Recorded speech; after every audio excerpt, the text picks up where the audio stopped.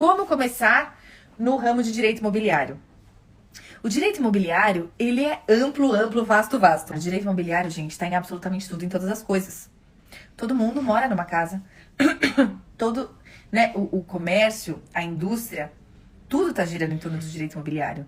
Então, ele vai muito além da locação de uma residência, de um imóvel ou de um comércio, né? Existe um departamento no direito civil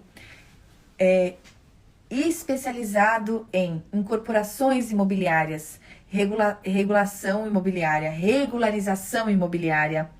E assim, se você tem um inventário, provavelmente você vai precisar lidar com direito imobiliário.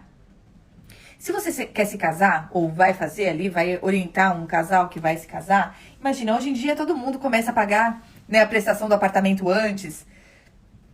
Como é que fica? Como é que fica esse apartamento? Como é que ficam as parcelas? Como é que fica o financiamento bancário, da Caixa? Num eventual divórcio? Numa eventual morte? Como é que funciona? Tudo isso é direito imobiliário.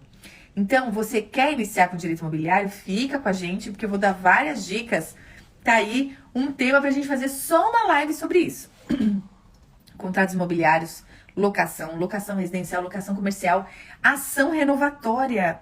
Gente, o comerciante que tem uma locação não residencial com mínimo de 5 anos, contrato escrito ininterrupto, mesmo ramo de atividade por 3 anos, ele tem direito a renovar a sua locação não residencial compulsoriamente.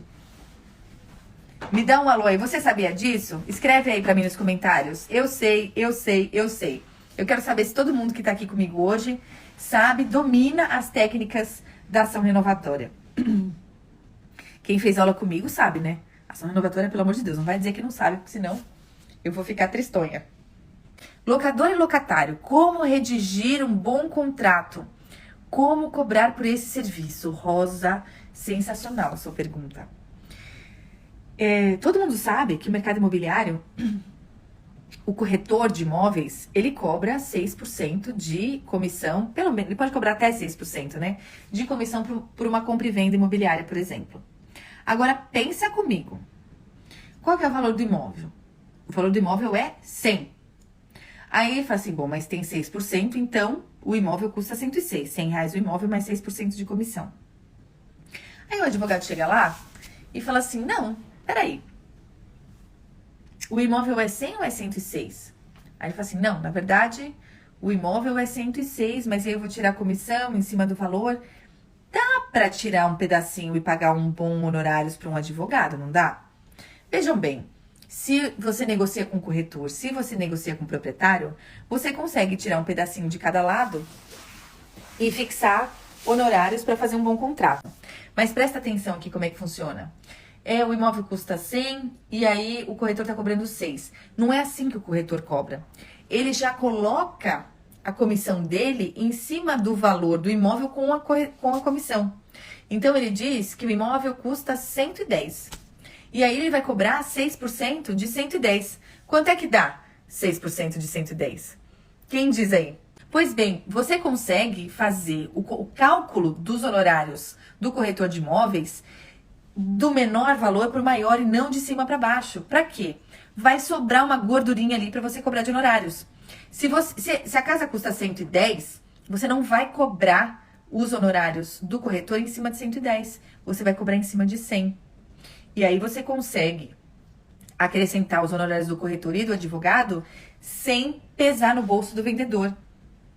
E aí você consegue prestar serviços justos, com honorários justos, para prestar um bom serviço. O que um contrato de locação precisa ver? Quem foi que perguntou aqui? 6.600, está dizendo a Letícia Cruz. Não, senhora. A casa é 100, o resto é de honorários. Então, até essa conta, Letícia Cruz, é importante que o advogado saiba, porque isso vai impactar no imposto de renda do cara que está vendendo, no imposto de renda do cara que está comprando. É importante que o advogado fique esperto para não se perder nessas continhas aí. Então, em vez de fazer a conta de cima para baixo para cobrar 6.600, se você fizer de baixo para cima, quanto é 6% de 100? É 6, não é 6.600. E sobra ainda uma gordurinha para pagar o advogado. Então, na verdade, o preço da casa não é 110.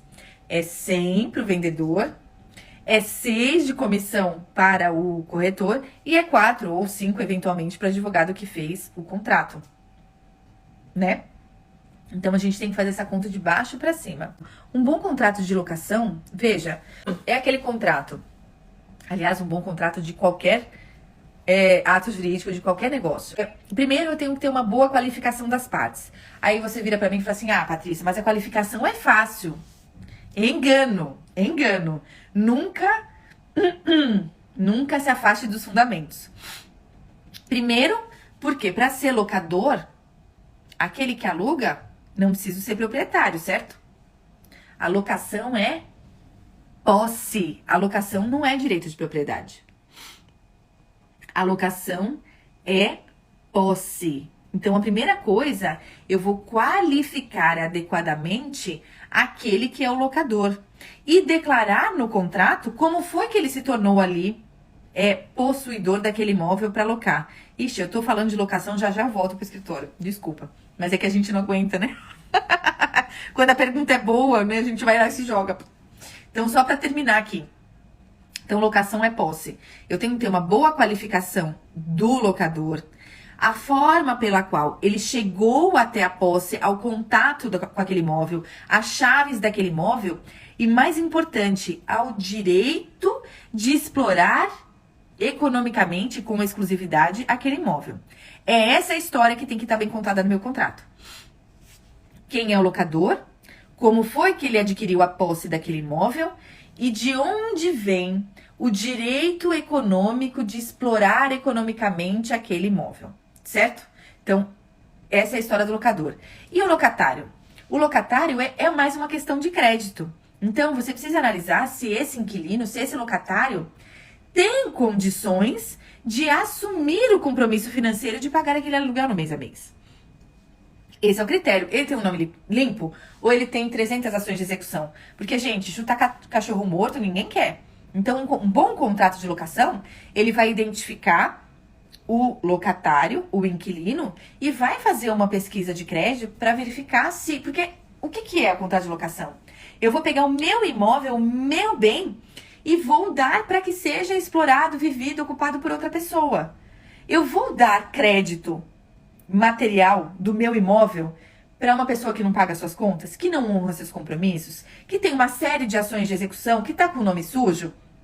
Aí Rosa Lima fala assim: ai, mas todos têm direito de moradia. Não, ok, mas né, assistência social é outro capítulo, não é aqui com os meus imóveis, certo? Então, locador, eu vou fazer a qualificação dele adequada, eu vou dizer de onde vem o contato, a posse do imóvel, por que ele pode exercer economicamente a força, a alocação sobre aquele imóvel. Ponto. Locatário, eu vou fazer uma análise de crédito, eu vou fazer uma análise de Serasa e vou verificar se esta pessoa a quem eu vou confiar contratualmente, fisicamente o meu imóvel, é digna de que eu dê o meu crédito para ela. Ponto. Locador, locatário. E como é que eu construo boas e articuladas cláusulas para um contrato de locação? Todo contrato, inclusive o contrato de locação, ele deve ter claro o seu objeto. E, gente, não se afastem da base.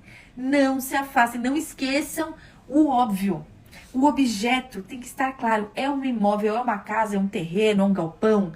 Tá construído, não tá construído?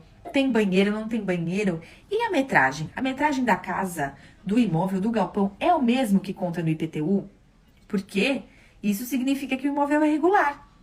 Depois que o seu cliente entra lá, se o imóvel não estiver regular, metragem de matrícula com metragem de IPTU, metragem de habite-se com metragem real, o seu cliente, sendo indústria e comércio, ele não vai conseguir a VCB do Corpo de Bombeiros, ele não vai conseguir contratar um seguro para o imóvel. E outra coisa, viu? Às vezes até consegue contratar, porque o seguro é malandro. Ele vai falar assim: você quer um seguro de locação? Você quer um seguro fiança? Tá aqui, ó, paga aqui R$1.000, tá aqui. Aí quando chega na hora de pagar a indenização, o que o seguro vai falar? Assim: esse imóvel tá irregular, esse imóvel não tem alvará, esse imóvel não tem auto de vistoria do Corpo de Bombeiros, sua indenização será negada. Já pensou? É isso que você quer? Pelo amor de Deus! Então, um bom contrato de locação, principalmente para não residencial, ele vai observar as características do imóvel. Esse imóvel está regular? A construção tem habite-se? Está de acordo com a lei? Por quê? Eu preciso reunir essas características de regularidade para caminhar no licenciamento da atividade econômica daquele imóvel, caso seja uma locação não residencial. Então, para eu tirar alvará de funcionamento para um restaurante, para um pequeno comércio, para eu tirar auto de vistoria de corpo de bombeiro, para eu tirar outras licenças necessárias. Até para eu receber eventual e futura indenização de um seguro, eu preciso demonstrar que o meu imóvel, que aquela locação está de acordo com a lei, tá? Atente-se a isso.